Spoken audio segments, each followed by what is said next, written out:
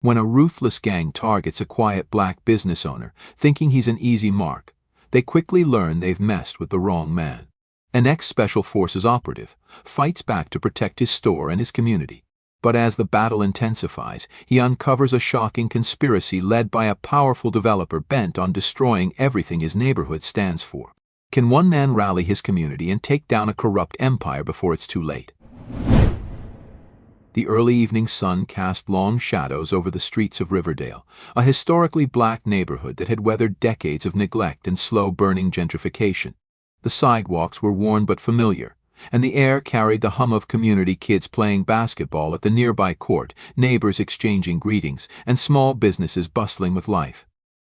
On the corner of Pine and Prospect, nestled between a beauty salon and a barber shop, stood Brown's Market. The modest convenience store was a staple of the neighborhood, offering not just essentials but also a sense of safety and continuity.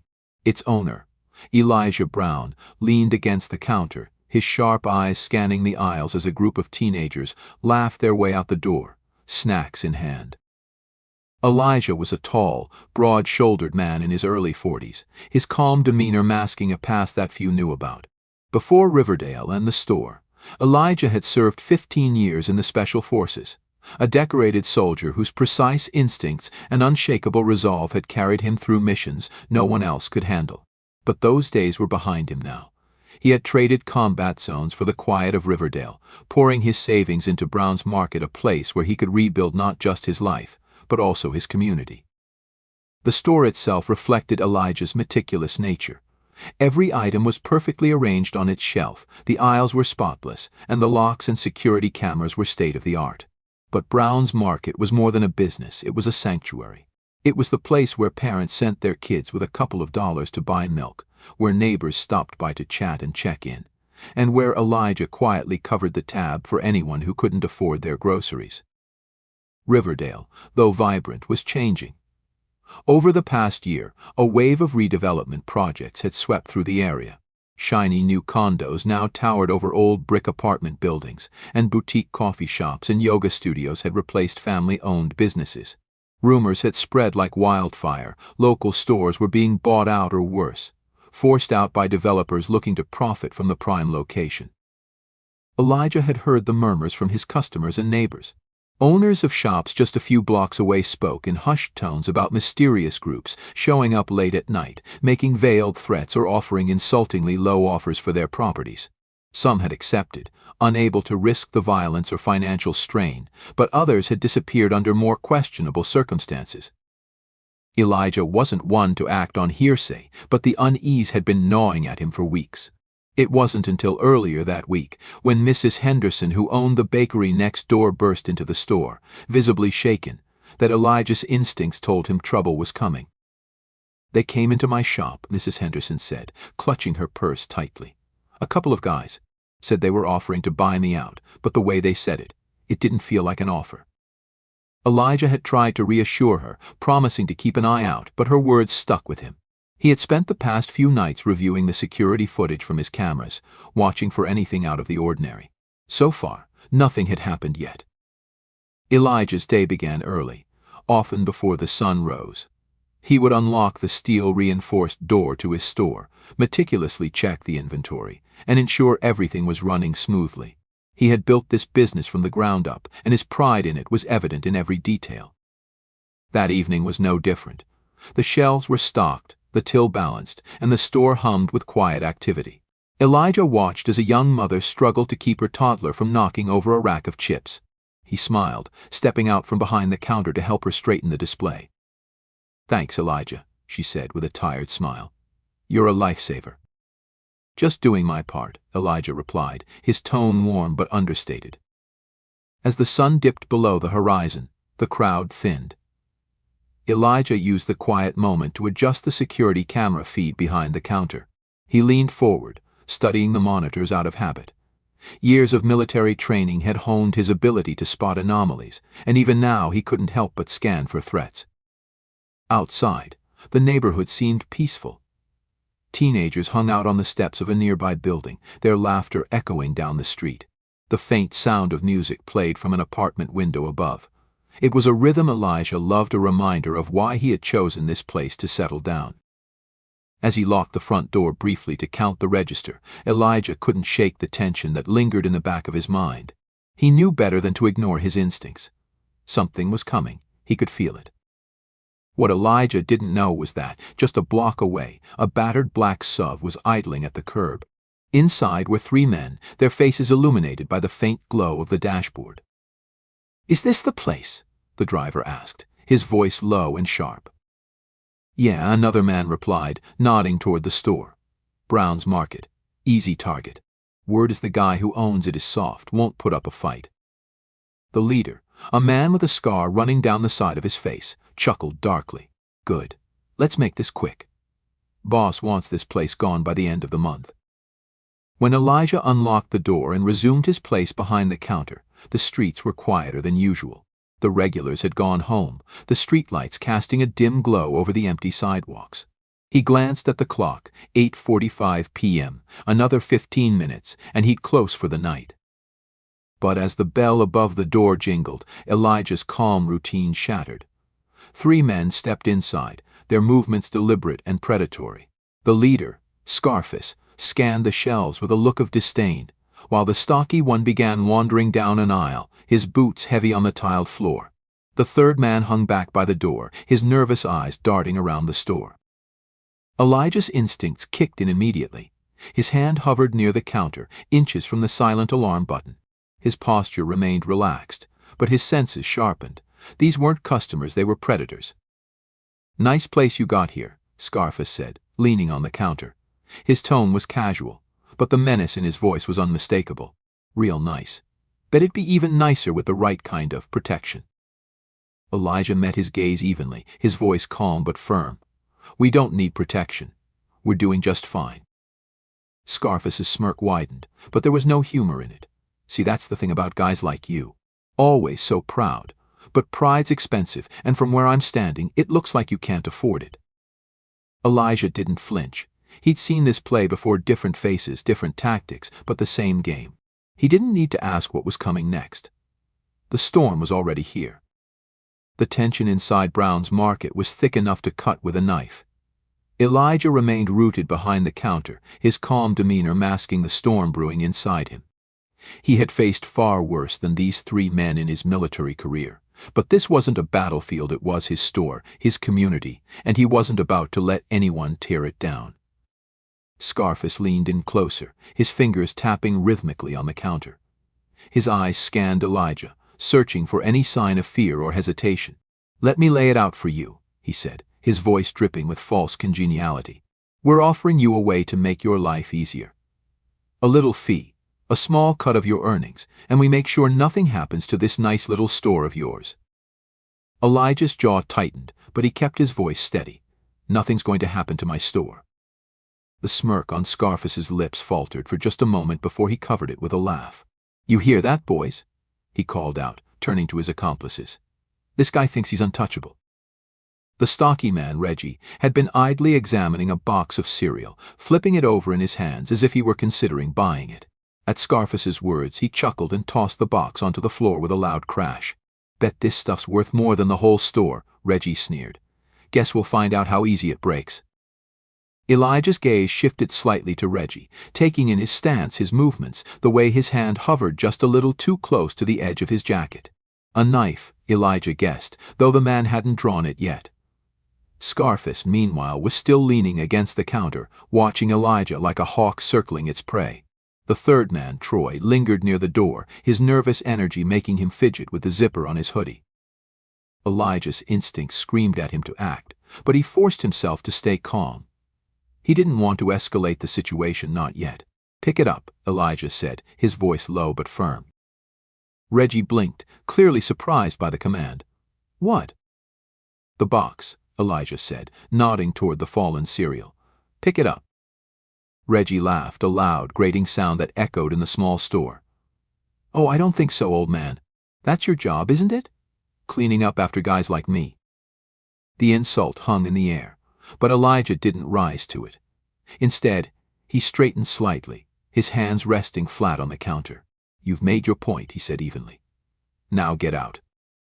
Scarface's smile widened again, but it didn't reach his eyes. "We're not done talking yet," he said, motioning toward Reggie. "Why don't you show him what happens when people don't listen?" Reggie grinned and reached for a jar of pasta sauce on the nearest shelf. He lifted it high above his head, pretending to inspect it, then let it drop.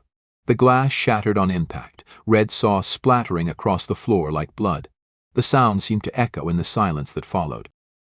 "You're cleaning that up," Elijah said, his voice cutting through the tension like a blade. Reggie took a step forward, his boots crunching on the broken glass. "Oh, I don't think so, old man," he said, his grin widening. "But you can clean it up. Isn't that what you're here for?" Troy shifted uneasily by the door, his eyes darting between Reggie and Scarface. "Hey, maybe we should chill out," Troy muttered. "This guy doesn't look like he's gonna roll over." "Shut up, Troy," Scarface snapped, his tone sharp enough to make the younger man flinch. "This guy needs to learn how things work around here." Elijah tilted his head slightly, his calm gaze locked on Scarface. "This isn't how things work around here," he said. "And you're not doing anyone any favors." Scarface's expression hardened. "You've got a smart mouth for someone who doesn't have a clue what he's dealing with." Reggie stepped closer to the counter, crossing his arms and towering over Elijah. "You think you're tough?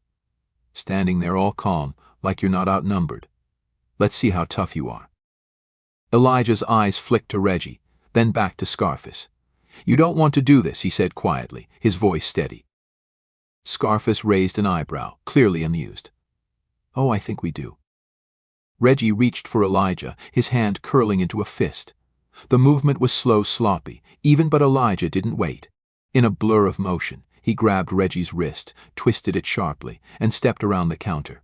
Reggie let out a howl of pain as Elijah's knee connected with his midsection, sending him sprawling onto the floor. The store erupted into chaos. Scarface lunged at Elijah, but Elijah sidestepped smoothly, deflecting the man's momentum and slamming him into a shelf. Cans and boxes clattered to the floor as Scarface stumbled, momentarily disoriented. Troy hesitated by the door, his hand hovering near his pocket. "Hey man, we don't have to do this," he stammered, his voice rising in panic. Elijah didn't respond. He was already turning back to Scarface, who had recovered enough to draw a knife from his jacket. The blade gleamed under the fluorescent lights as Scarface advanced, his movements more calculated now. "You think you're some kind of hero?" Scarface snarled, the knife held steady in his hand.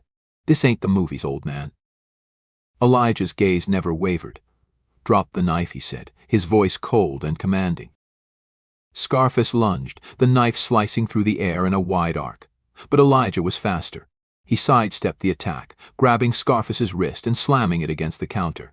The knife clattered to the floor, and Elijah delivered a sharp elbow to Scarface's jaw, sending him crashing to the ground. Troy, wide-eyed and trembling, bolted for the door, his sneakers squeaking on the tile. "I'm out, man," he shouted, disappearing into the night. Reggie groaned from the floor, clutching his ribs, while Scarface struggled to push himself upright. Elijah stood over them, his breathing steady despite the adrenaline coursing through his veins. "You've made your point," Elijah said, his tone sharp and unyielding. "If you come back here, it'll be worse for you." Scarface glared up at him, his face twisted with rage. "You think this is over?" he spat. "You don't know who you're messing with." "I know exactly who I'm messing with," Elijah replied. "Now get out." Reggie helped Scarface to his feet, and the two men staggered toward the door. Broken glass crunched under their boots as they left, their threats lingering in the air like smoke. Elijah waited until the door closed behind them before he allowed himself a deep breath. His ribs ached from where Reggie had landed a glancing blow, but he ignored the pain. He grabbed a broom from the back room and began sweeping up the shattered glass and spilled sauce, his movements calm and methodical. Outside, the streets were quiet again, but Elijah knew this wasn't over. Men like Scarface didn't just walk away. They'd be back, and next time, they wouldn't come empty-handed. Elijah straightened, his gaze flicking to the security camera feed behind the counter. He rewound the footage to the moment the men had entered the store, watching their movements with the precision of a soldier assessing the battlefield. He knew what was coming, and he wasn't afraid. This wasn't just a fight for his store, it was a fight for everything Riverdale stood for. Elijah had faced worse odds before, and he'd come out on top. But this time he wasn't just fighting for himself. He was fighting for his community. The silence in Brown's Market was unsettling after the confrontation. Elijah stood in the middle of the store, staring at the mess left behind shattered glass, spilled pasta sauce, and toppled shelves. He had fought his share of battles, but this one hit differently. This wasn't just a fight for survival. It was a fight to protect everything his community had built. Elijah exhaled slowly, his mind already working through his next steps. He wasn't naive. He knew Scarface and his crew weren't the end of the problem, they were just the beginning. Men like them didn't act alone. Someone was pulling the strings, and Elijah needed to find out who. The next morning, as Elijah was sweeping up the remnants of the fight, the bell above the door jingled. He looked up to see Detective Mia Carter walking in. Mia was a no-nonsense officer who had grown up in Riverdale. Her sharp eyes scanned the store, taking in the damage before settling on Elijah. "Looks like you had a rough night," Mia said, pulling out a notepad. "Something like that," Elijah replied, leaning on the broom. "Figured someone like you might show up eventually." Mia raised an eyebrow. Silent alarm went off. We were busy with another call, but I read the report. 3 men, threats, property damage, anything you want to add. Elijah shrugged, his tone calm but guarded. "They wanted money, control, thought they could intimidate me into selling." "And I take it you didn't just hand over the keys," Mia said, a faint smirk tugging at the corner of her mouth. "No," Elijah said simply. "I didn't." Mia jotted down a few notes, her expression turning serious. "These guys, they're not random thugs. I've seen their type before. They're usually muscle for someone bigger. Developers, gang leaders, whoever's paying." Elijah's jaw tightened. "You think they're working for someone?" Mia nodded. "I'd bet on it. The way things have been going in this neighborhood, too many businesses suddenly selling out. Too much violence to be a coincidence. Someone's clearing the board." Elijah leaned against the counter, crossing his arms. "You got a name?" Mia hesitated, then sighed. "There's been talk about Vincent Mallory. He's a developer with deep pockets and no morals. Word is, he's been using intimidation tactics to get property owners to sell cheap. But we don't have enough to nail him, yet just rumors and scared witnesses." Elijah frowned. "Mallory, huh? What's he want with Riverdale?" Mia gestured toward the window, where shiny new condos loomed in the distance. "Same thing they all want. Land, profits, and control. This neighborhood's prime real estate now, and Mallory sees dollar signs." That night, after locking up the store, Elijah sat in his small back office. The desk was cluttered with invoices, receipts, and a dusty old laptop. He powered it on, the screen flickering to life, and inserted a flash drive. Years of military experience had left him with more than just combat skills. He knew how to gather intel, how to connect dots, and how to uncover the truth. He started with Mallory's name, digging through public records, news articles, and property transactions. It didn't take long to find a pattern. Mallory's company, Mallory Development Group, had purchased several properties in Riverdale over the past year, all of them at suspiciously low prices. Many of the sellers had reported vandalism, threats, or mysterious accidents before they sold. Elijah scribbled notes in a notebook, each piece of information forming a web of connections. But he needed more, something concrete that could tie Mallory to the violence. The next day, Elijah called a meeting at the local community center, a modest building that had been a cornerstone of Riverdale for decades. Word spread quickly, and by evening, a small group of business owners and neighbors had gathered in the center's main hall. Among them were Mrs. Henderson from the bakery, Mr. Patel from the hardware store, and Jamal, who ran a nearby barber shop. Elijah stood at the front of the room, his presence commanding but approachable. "Thank you for coming," he began, his deep voice cutting through the murmur of the crowd. "I know things have been hard lately. We've all felt the pressure, threats, violence, and people trying to push us out."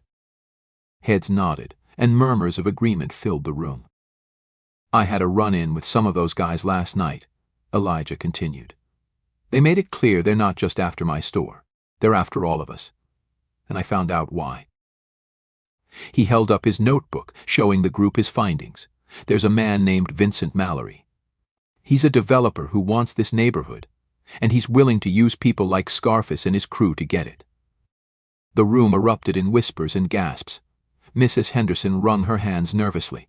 "But what can we do? They've got money, lawyers, and muscle. We're just us."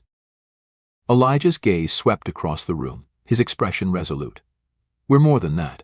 This neighborhood is our home, and we've been through worse than Mallory. If we stand together, we can fight back. But we have to be smart." Jamal crossed his arms, his voice skeptical. "Smart how? They're not going to stop just because we say no." Elijah nodded. "No, they won't. But we can gather evidence. We can document everything, every threat, every act of vandalism, every shady deal. We take it to the police, the press, whoever will listen. And if they try to come after us, we make it clear they're not just dealing with one person, they're dealing with all of us." The room fell silent as the weight of Elijah's words sank in. Slowly, Mrs. Henderson raised her hand. "I'll do it. I'll document everything." One by one, others began to nod. Elijah felt a flicker of hope. This wasn't just his fight anymore, it was theirs. Later that night, as Elijah walked back to his store, he couldn't shake the feeling that he was being watched. The streets were quieter than usual, the streetlights casting long shadows across the cracked pavement. As he reached the corner, the low rumble of an engine made him pause. A black SUV rolled slowly past, its windows tinted. Elijah's eyes narrowed, his hand instinctively reaching for the tactical flashlight he kept in his jacket pocket. The SUV stopped at the end of the block, its brake lights glowing like red eyes in the darkness. For a moment it lingered, and then it sped off into the night. Elijah exhaled, his grip on the flashlight tightening. The message was clear: Mallory's people were watching. But Elijah wasn't afraid. He had faced worse, and he wasn't about to back down. He stepped into the store, locking the door behind him. The fight was just beginning, but Elijah knew one thing for sure: he wouldn't be fighting it alone. The days following the meeting at the community center were tense. Elijah doubled down on preparations, knowing it was only a matter of time before Scarface and his crew made their next move. He reinforced the locks on the store, checked the security cameras twice a day, and installed an extra alarm system. But it wasn't just about protecting Brown's Market anymore. This was about keeping the entire community safe. Word of Elijah's efforts spread quickly. Business owners began to implement his advice, installing cameras, locking up earlier, and reporting any suspicious activity. It wasn't much, but it was a start. It was late one Friday night when the retaliation finally came. Elijah had just closed the store and was sitting in his office, reviewing the latest footage from the security cameras. The streets outside were quiet, save for the occasional sound of laughter from a passing group of teenagers. Then, the unmistakable roar of an engine cut through the stillness. Elijah's eyes flicked to the monitor, where a black SUV pulled up in front of the store. 3 figures stepped out, and Elijah's jaw tightened. Scarface, Reggie, and Troy were back, and they weren't alone. 2 more men emerged from the vehicle, one carrying a crowbar and the other holding a baseball bat. Elijah's pulse quickened, but his expression remained calm. He reached for his phone and pressed a single button on the screen, activating the silent alarm he had installed after the last encounter. The signal would alert Detective Mia Carter, who had stationed a patrol car a few blocks away in anticipation of this very moment. As the men approached the storefront, Elijah watched them on the monitor. Scarface motioned to the others, his voice faint but audible through the external microphone.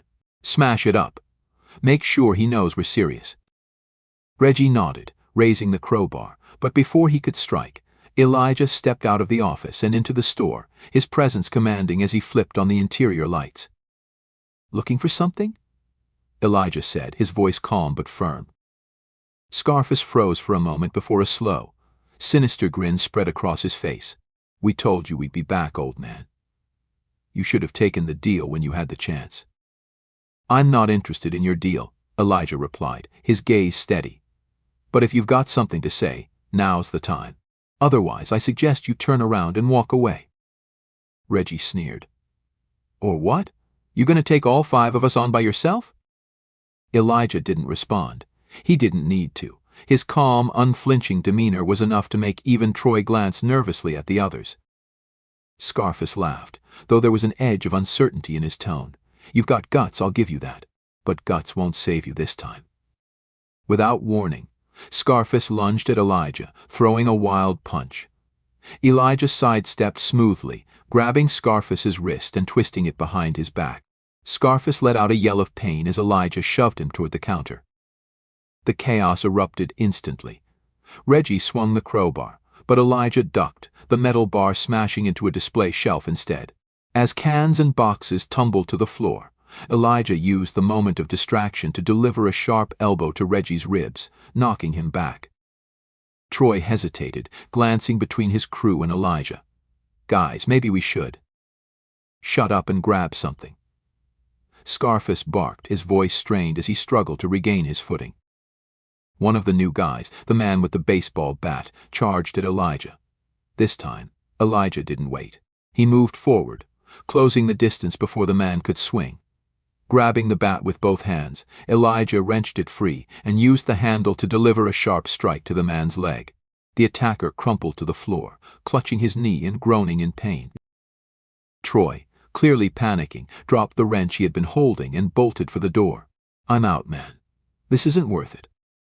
Just as Reggie and Scarface regrouped, the sound of approaching sirens filled the air. Red and blue lights flashed through the store's front windows, and the gang froze. "Cops?" Reggie hissed, his eyes wide. Elijah stepped back, breathing hard but still composed. "I told you to walk away. You didn't listen." The front door burst open, and Detective Mia Carter entered with her weapon drawn, flanked by 2 uniformed officers. "Drop your weapons and get on the ground. Now." Scarface cursed under his breath but complied, raising his hands as he dropped the knife he had drawn moments earlier. Reggie and the others followed suit, their bravado replaced with sullen resignation. As the officers moved in to cuff the gang, Mia holstered her weapon and turned to Elijah. "You okay?" Elijah nodded, his breathing steady. "I'm fine. Thanks for getting here so fast." Mia smirked. "Told you we'd be ready." With Scarface and his crew in custody, Mia and her team began interrogating them back at the station. It didn't take long for cracks to form in their loyalty. Reggie, bruised and visibly shaken, was the first to talk. "It wasn't our idea," he admitted, his voice low. "We were just following orders." "Whose orders?" Mia pressed. Reggie hesitated, glancing at the mirror on the wall. "Vincent Mallory," he said finally. "He's the one paying us. Told us to scare people, make them sell. Said it was business." Mia's jaw tightened as she exchanged a glance with her partner. They had suspected Mallory's involvement, but now they had a direct link. "What else?" Mia asked. "What's his next move?" Reggie swallowed hard. "The community center," he said quietly. "He wants it gone. Told us to make it look like an accident." When Mia shared the intel with Elijah, his expression darkened. The community center was the heart of Riverdale. Losing it would be a devastating blow not just to the neighborhood, but to everything it stood for. "We can't let that happen," Elijah said firmly. "We won't," Mia replied. "But we need proof, something solid to tie Mallory to this plan." Elijah nodded, his mind already racing. "I'll get it. But if Mallory's making his move, we need to be ready." The next few days were a blur of preparation. Elijah coordinated with the community, ensuring the center was monitored around the clock. Volunteers set up cameras and patrolled the area in shifts. Mia worked behind the scenes, securing a warrant and gathering evidence to build the case against Mallory.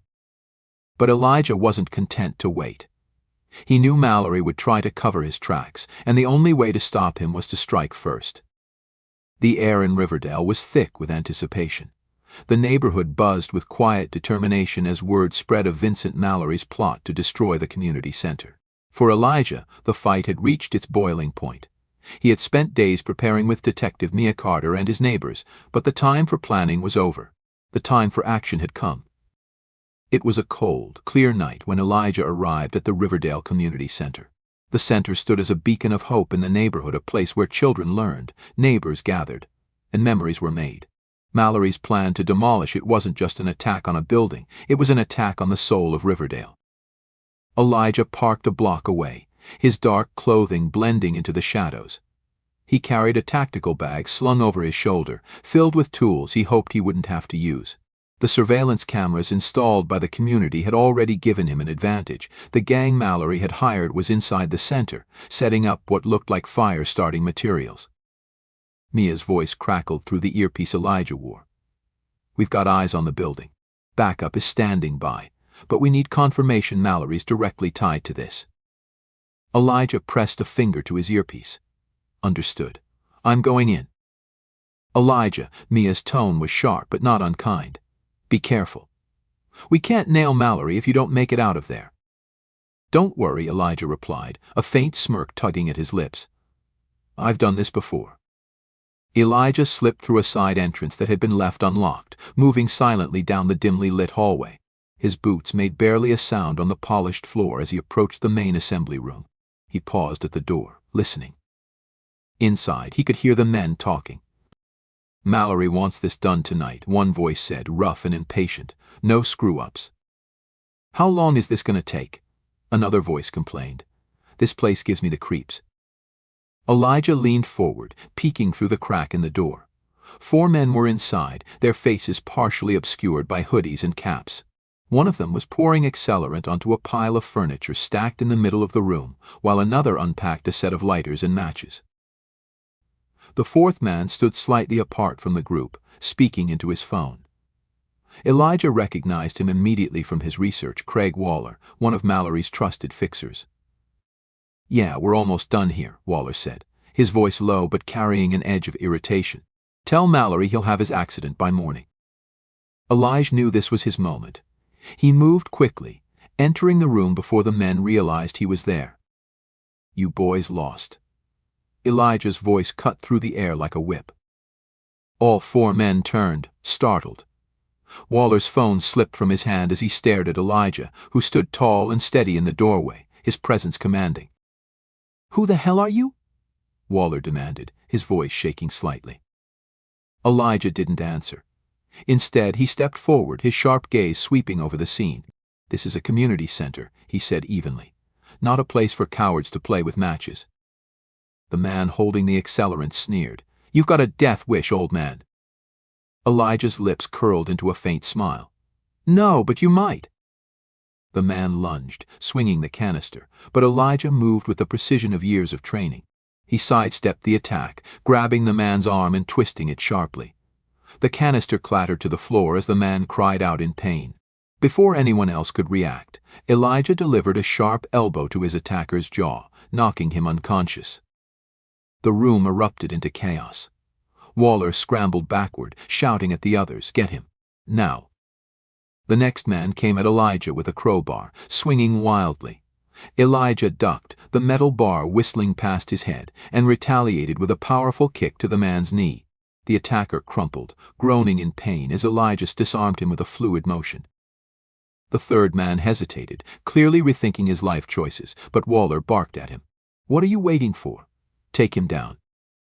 The man reluctantly charged, but Elijah was ready. He used the crowbar he had just confiscated, delivering a precise blow to the man's midsection before sweeping his legs out from under him.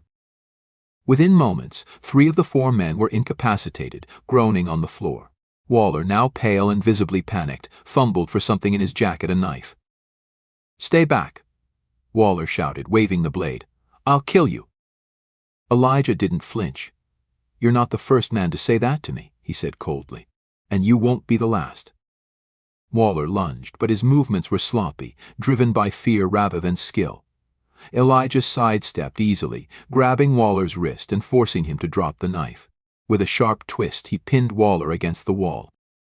"Mallory sent you," Elijah growled, his voice low and dangerous. "Didn't he?" Waller squirmed but couldn't break free. "You're dead, old man," he spat.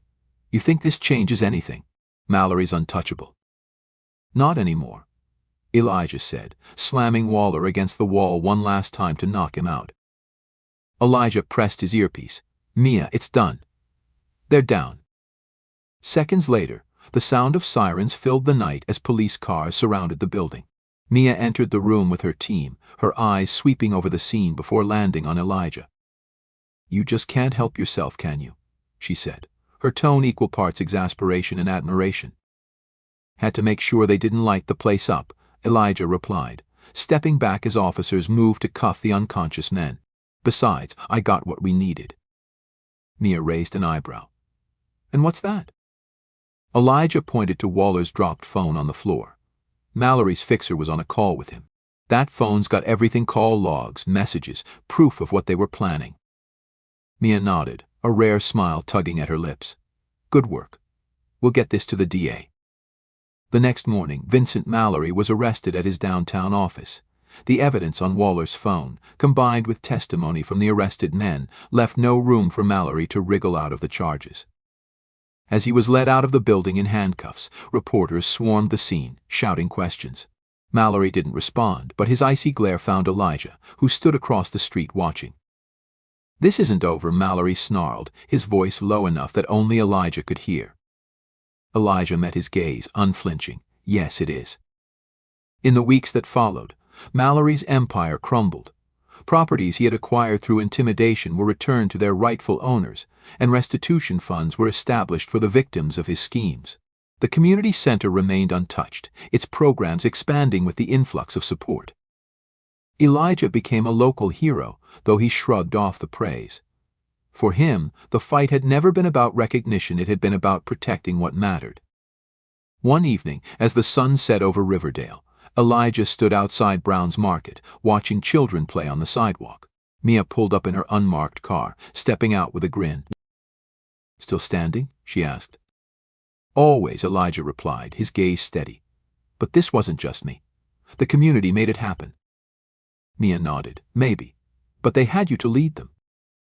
Elijah didn't respond, but a faint smile crossed his lips. Riverdale was safe for now, and as long as he was there, it always would be. Join us to share meaningful stories by hitting the like and subscribe buttons. Don't forget to turn on the notification bell to start your day with profound lessons and heartfelt empathy.